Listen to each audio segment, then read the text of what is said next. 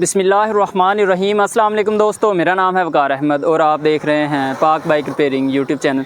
दोस्तों ये वही बाइक है जिस बाइक को हमने हाइब्रिड में कन्वर्ट किया था। इसकी वीडियोस भी अपलोड की हुई हैं, लेकिन इस बाइक में एक मेजर प्रॉब्लम आ गया है। वो क्या आया है आपके साथ सारी डिटेल शेयर करेंगे और उस प्रॉब्लम को हम सॉल्व भी करेंगे इसी वीडियो के अंदर। जब हमने इस बाइक को हाइब्रिड में कन्वर्ट करने की वीडियो अपलोड की तो हमें बहुत सारे व्हाट्सएप पे मैसेजेस आए कि हमने अपनी बाइक भी हाइब्रिड में कन्वर्ट करवानी है। जो दोस्त भी अपनी बाइक को हाइब्रिड में कन्वर्ट करवाना चाह रहे हैं ये वीडियो एंड तक ज़रूर वॉच कर लें।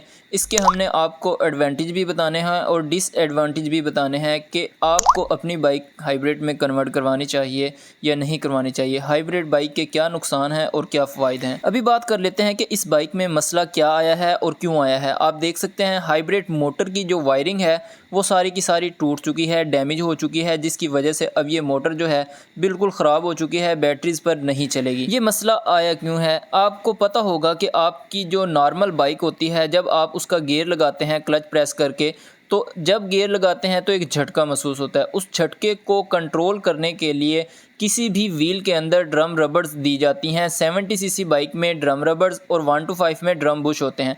अब जबकि ये हाइब्रिड मोटर है इसमें डायरेक्ट रेयर स्प्रॉकेट बोल्ट्स के साथ कसी गई है। जब इस बाइक को हम बैटरीज पर चलाते हैं तो कोई झटका नहीं होता किसी किस्म का, तो आप इसको जितना मर्जी चला लें बैटरीज पर कभी कोई प्रॉब्लम नहीं होगा। और जब आप इस बाइक को इंजन पे चलाएंगे और गियर लगाएंगे, जैसे ही गियर लगाएंगे तो जो झटका होता है वो सारा ड्रम रबर्स ने बर्दाश्त करना होता है। अब चूँकि इस बाइक में ड्रम रबर्स नहीं हैं, डायरेक्ट मोटर के साथ बोल्ट के साथ स्प्रॉकेट को कस दिया गया है, तो जिसकी वजह से इसके जो बोल्ट्स हैं वो लूज़ हुए।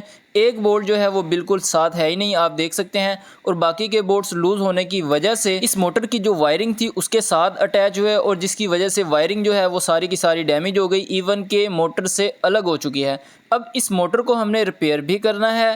इसके इंजन के साथ जो झटका होता है उसको कंट्रोल करने के लिए भी हमें कुछ बेहतरीन इक़दाम करने पड़ेंगे, अदरवाइज़ इस तरह के प्रॉब्लम्स आपको इन फ्यूचर फिर भी फेस करने पड़ सकते हैं। आप देख सकते हैं झटका इतना शदीद होता है कि अंदर जो 12 mm के बोल्ट्स लगे हुए हैं वो टेढ़े हो चुके हैं। ये इसकी रेयर स्प्रॉकेट है और बहुत हैवी स्प्रॉकेट है, इसको हमने एक बार अलग कर लेना है। अक्सर सिचुएशंस में ऐसा होता है कि अगर ये बोल्ट्स लूज़ ना होते या टेढ़े ना होते तो जो इसकी ये प्लेट है मोटर की ये टूट जानी थी, क्योंकि ये एलुमिनियम की होती है, ये कोई बहुत ज़्यादा मजबूत नहीं है। ये प्लेट अगर जो टूट जाती तो ये मोटर बिल्कुल ज़ाया हो जानी थी। इस तरह की प्लेट शायद हमें दोबारा ना मिलती, लेकिन इसकी जो वायरिंग डैमेज हुई है उसको हम रिपेयर कर सकते हैं। वायरिंग रिपेयर करने के लिए हमें इस प्लेट को अलग कर लेना है। 4 mm के एल की बोल्ट्स लगे होते हैं। 4 mm की एल की बोल्ट्स की मदद से इसके सारे साइडों के बोल्ट्स को खोलकर आप प्लेट को बआसानी अलग कर सकते हैं। उसके बाद आप इसकी ये वाइंडिंग चेक कर सकते हैं। ये इसकी वाइंडिंग है। अब इसकी जो वायरिंग डैमेज हुई है उसी वायरिंग को हमने रिपेयर करना है। जितनी भी वायर्स होंगी उनको आपस में ज्वाइंट करके उनको अच्छे से मजबूत करके इनके ऊपर स्लीप चढ़ा देना है ताकि कहीं पे कोई स्पार्किंग वगैरह ना हो। बहुत सारे दोस्त हमसे हमारी शॉप का एड्रेस पूछते हैं, तो हमारी शॉप का एड्रेस है Pak bike repairing centre, Darul Sakina road, Bahadur town, Jhang Sadar. अगर आप गूगल क्रोम पे सर्च करेंगे कि पाक bike repairing centre shop address तो आपको हमारी शॉप की लोकेशन मिल जाएगी, जिससे बआसानी आप हमारी शॉप पे आ सकते हैं। जो वायरिंग मोटर के साथ थी आप देख सकते हैं उस वायरिंग को हमने एक्सल से बाहर निकाल लिया है।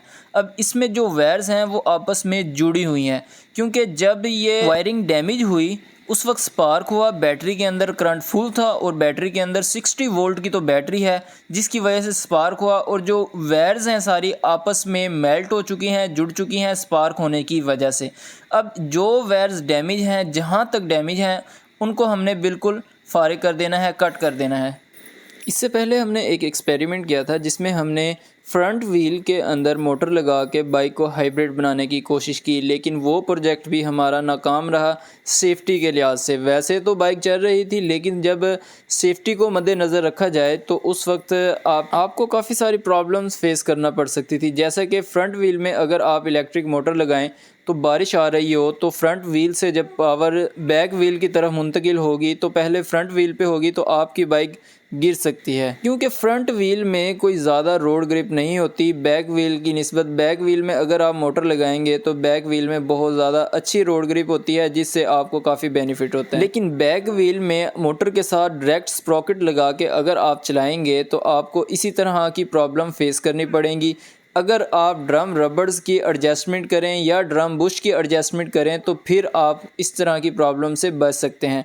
लेकिन इसके अलावा भी हमारे पास बहुत सारे ऐसे आइडियाज़ हैं जिन पे हम काम कर रहे हैं और इसको इंशाल्लाह हम बहुत ही बेहतरीन तरीके से पेश करेंगे आप दोस्तों के साथ, और सारी डिटेल भी शेयर करेंगे इंशाल्लाह। हाँ, अगर आप अपनी बाइक को सिर्फ इलेक्ट्रिक में कन्वर्ट करवा लेते हैं, हाइब्रिड नहीं बनवाते, तो फिर आपको इस तरह की कोई भी प्रॉब्लम फेस नहीं करनी पड़ेगी, क्योंकि इलेक्ट्रिक बाइक में कोई झटका नहीं होता, कोई वाइब्रेशन नहीं होती, बहुत ही स्मूथ तरीके से चलती है। जब आप बाइक को इंजन पे चला रहे होते हैं प्रॉब्लम उस वक्त आती है।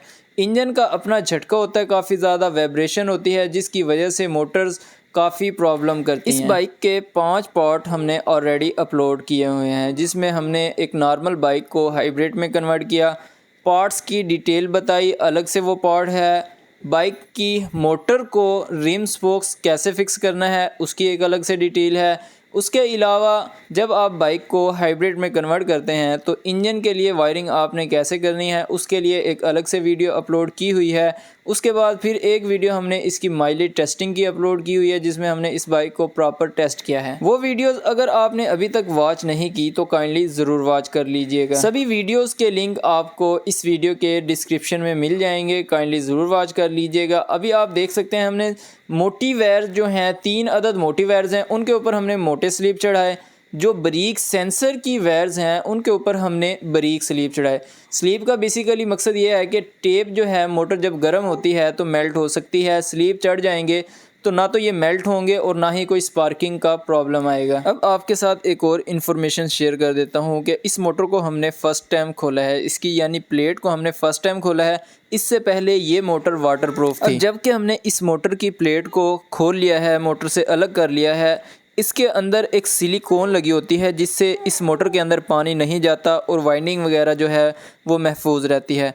अब हमने जब इसको दोबारा से फ़िक्स करना है तो इसके ऊपर सिलिकॉन लगा के फ़िक्स करना है ताकि ये दोबारा से वाटरप्रूफ बन जाए। अभी आप देख सकते हैं हमने 1 बाय 1 सभी वायर्स को आपस में कनेक्ट कर दिया है। एक येलो कलर की वायर होगी, येलो कलर की वायर के साथ आपने येलो कलर की वायर को ही अटैच करना है और ऊपर स्लीप चढ़ा देना है। फिर आप देख सकते हैं एक ब्लू कलर की वायर होगी जो इसकी वायरिंग से आ रही है, उसके साथ आपने ब्लू कलर की वायर को अटैच करके ऊपर स्लीप चढ़ा देना है। लास्ट में अगर आप देखें तो आपको एक ग्रीन कलर की वायर नज़र आएगी, सिंपली उस ग्रीन कलर की वायर को अटैच करके उसके ऊपर भी स्लीप चढ़ा देना है। ये 3 मेन वायर्स हैं, इनके कनेक्शन करने के बाद बाकी जो वायर्स होंगी वो सेंसर की वायर्स होंगी। इसमें भी आपको एक ग्रीन कलर की वायर मिलेगी, ग्रीन कलर की दोनों वायर्स को आपस में अटैच करके उसके ऊपर भी स्लीप चढ़ा देना है। टेप लगाने की आपको ज़रूरत नहीं है, अगर आप टेप लगाएंगे तो फिर प्रॉब्लम हो सकती है। जितनी भी ये बारीक वायर्स हैं ये सारी बेसिकली सेंसर की वायर्स हैं, इनको भी आपने आपस में कलर्स मैच करके अटैच करते रहना है और ऊपर स्लीप चढ़ाते रहना है।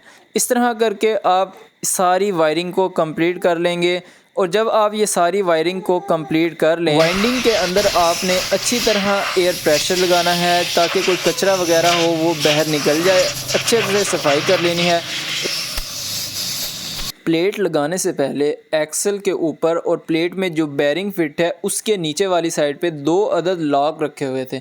बेसिकली ये लॉक इसलिए रखे हुए हैं कि वाइंडिंग का जो साइज़ है वो बिल्कुल पूरा हो और वायर्स और वाइंडिंग जो है वो प्लेट के साथ ना टकराए। उसके बाद जो पहले वाली सिलिकॉन लगी हुई थी जो प्लेट के ऊपर, उसको अच्छी तरह साफ़ करने के बाद आपने न्यू सिलिकॉन लगा देनी है। न्यू सिलिकॉन लगाने का आपको ये फ़ायदा होगा कि आपकी जो बाइक की मोटर होगी ये फिर से वाटरप्रूफ हो जाएगी। सिलिकॉन की वजह से पानी जो है वो अंदर नहीं जाएगा और जिसकी वजह से वाइंडिंग भी ख़राब नहीं होगी। प्लेट को आपने वापस वैसे ही फिट कर देना है जैसे आप देख सकते हैं। सील और बेरिंग तब्दील करने की अभी हमें ज़रूरत पेश नहीं आई क्योंकि ये मोटर बिल्कुल न्यू है। अभी तक तकरीबन 600 किलोमीटर के अराउंड चली हुई है, 500 कुछ किलोमीटर ये बाइक चली हुई है। जिसके बाद इसमें ये प्रॉब्लम आई, बैटरी डिस्चार्ज होने के बाद उन्होंने इस बाइक को पेट्रोल पे जब स्टार्ट किया, पेट्रोल पे स्टार्ट करने के बाद कुछ टाइम के लिए पेट्रोल पे चल रही थी, स्पीड उनकी बहुत ज़्यादा थी जिसकी वजह से बोल्ट्स लूज़ हुए और झटके की वजह से एक बोल्ट खुल गया और एक बोल्ट जो है वेंडिंग में अड़ा और वेंडिंग भी सारी डैमेज हो गई, वायरिंग। प्लेट लगाने के बाद आपने एल की बोल्ट्स जो हैं प्लेट्स के सारे लगा देने हैं और ऑपोजिट साइड के बोल्ट्स आपने कसने हैं।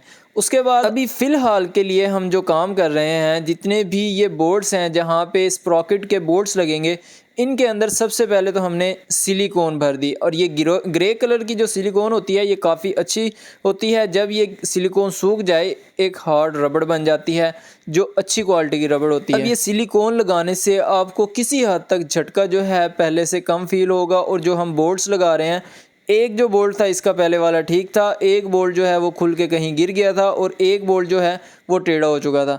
अब एक बोल्ट पहले वाला लगा रहे हैं, दो बोल्ट्स जो हैं हम इसके होंडा CG 125 की चिमटे की जो पत्ती होती है उसके ऊपर जो दो बोल्ट्स लगे होते हैं, एक ही बोल्ट लगा होता है एक पत्ती के साथ, वो दो बोल्ट्स हम लगा रहे हैं। क्योंकि उन बोल्ट्स का जो साइज़ था वो बिल्कुल परफेक्ट तरीके से पूरा आ रहा था, इसीलिए वो बोल्ट्स हम लगा रहे हैं। बोल्ट्स लगाने के बाद बोल्ट्स को अच्छी तरह आपने टाइट कर देना है और जब ये सिलिकॉन खुश्क हो जाएगी ये बोल्ट्स जो हैं दोबारा खुलेंगे भी नहीं और ढीले भी नहीं होंगे। सबसे बड़ा जो बेनिफिट है ये होगा। और सबसे मेन चीज़ आप देख सकते हैं ये क्रॉनली फान कंपनी का टाइमिंग चैन वाला स्प्रिंग है। अब ये स्प्रिंग आपने वाइंडिंग में ज़रूर लगाना है। अगर आप ये स्प्रिंग नहीं लगाएंगे तो वाइंडिंग जो है वो डैमेज हो सकती है। वहाँ से स्प्रिंग लगाना बहुत ज़्यादा ज़रूरी है। क्रॉनली फान कंपनी का जो स्प्रिंग होता है ये बहुत ही अच्छे क्वालिटी का होता है, अच्छे तरीके से वर्क करता है, इसी वजह से हम क्रॉनली फान कंपनी का स्प्रिंग लगा रहे हैं। स्प्रिंग को आपने कुछ इस तरीके से लगाना है जैसे अभी आप देख रहे हैं। उसके बाद जब आप मोटर की वायरिंग कंट्रोलर के साथ करेंगे, बाइक के साथ व्हील को फिट कर देंगे तो इंशाल्लाह ताला आपकी मोटर सही तरीके से काम करेगी। बाकी के इसके पार्ट भी इंशाल्लाह बहुत जल्द अपलोड करेंगे। ये वीडियो आपको पसंद आए तो वीडियो को लाइक शेयर कमेंट ज़रूर कर दीजिएगा। चैनल को सब्सक्राइब नहीं किया तो सब्सक्राइब भी ज़रूर कर दीजिएगा। मिलते हैं नेक्स्ट वीडियो में, तब तक के लिए अल्लाह हाफिज़।